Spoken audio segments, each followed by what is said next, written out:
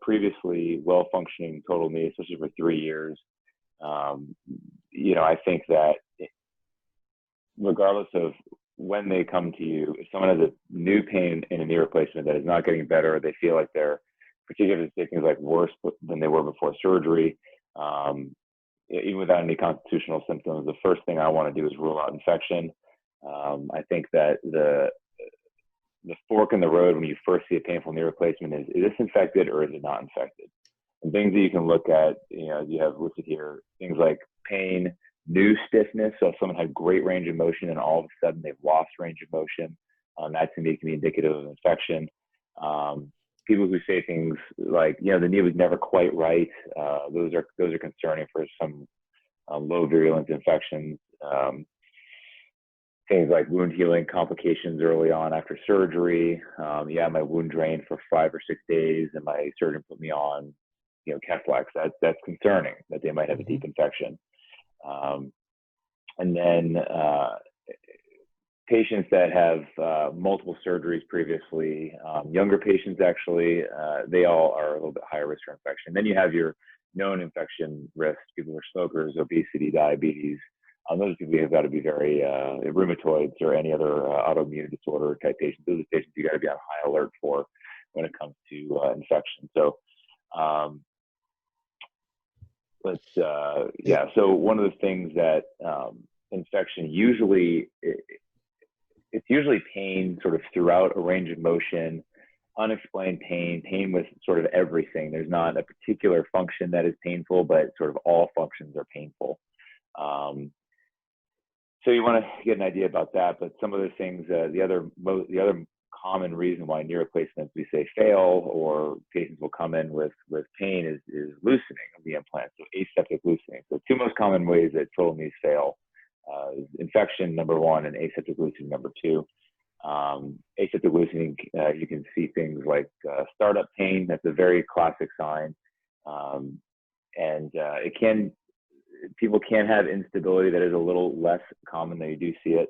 But you want to make sure that you're critically evaluating your radiographs, particularly serial radiographs, so if you have an immediate post-op x-ray. And then you can evaluate an x-ray at 6 months or 1 year or 2 years. And you can see if there's a change in implant position with time that is absolutely diagnostic of implant loosening. And then things that you want to know, again, you listed here, acute worsening and constant pain. So if someone says, I was doing great, and then all of a sudden I couldn't walk on this knee, I can't bend it, I can't range it. By the way, I'm having fevers. That thing you've got to be concerned about periprosthetic joint infection. Right.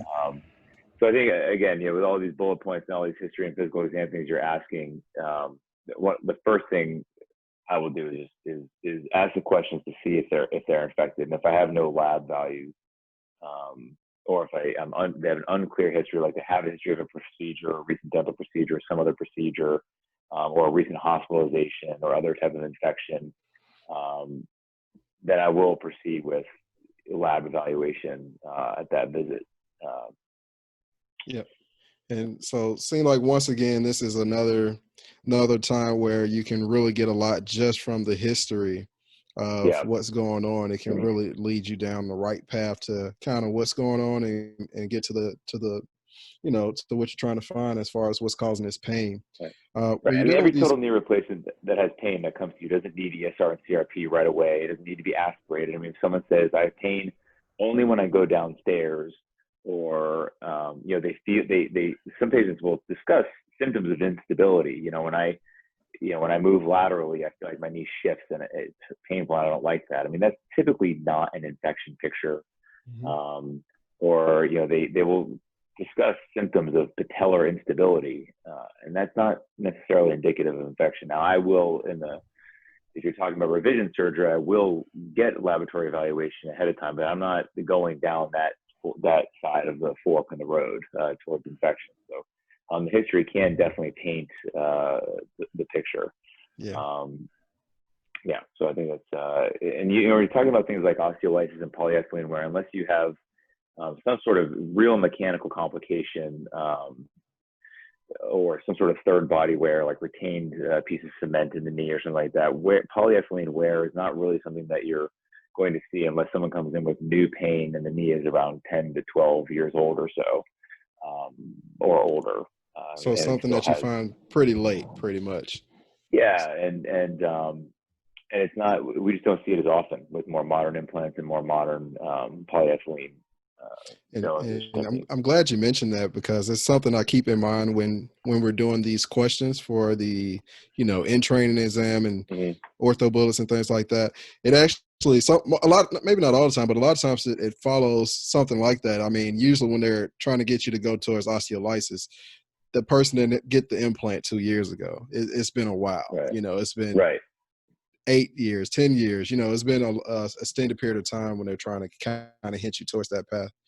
When you're talking about high yield things for the test purposes, which is, not everyone that's listening is going to go into joint replacement, but everyone's going to be taking a test at some point that's going to determine whether or not you get to sit for your boards, and and for the in-training exam, keep you out of trouble with your residency. And I think that the high yield topics are things like that are very radiographically obvious, things like loosening, things like osteolysis, and they like those types of questions. And you're absolutely right. The test writers will generally give you a clue if they have well-functioning knee 12 to 15 years ago, comes in with new onset pain, and they'll either show you, wear-induced osteolysis with asymmetrical polyethylene wear, with large, osteolytic lesions, or they'll show you a frankly loose component, and then may ask you about things about how to reconstruct those types of defects if you were to do a revision knee. I think those are fair game questions. Absolutely. But you're right. I think the infection picture it's usually not going to be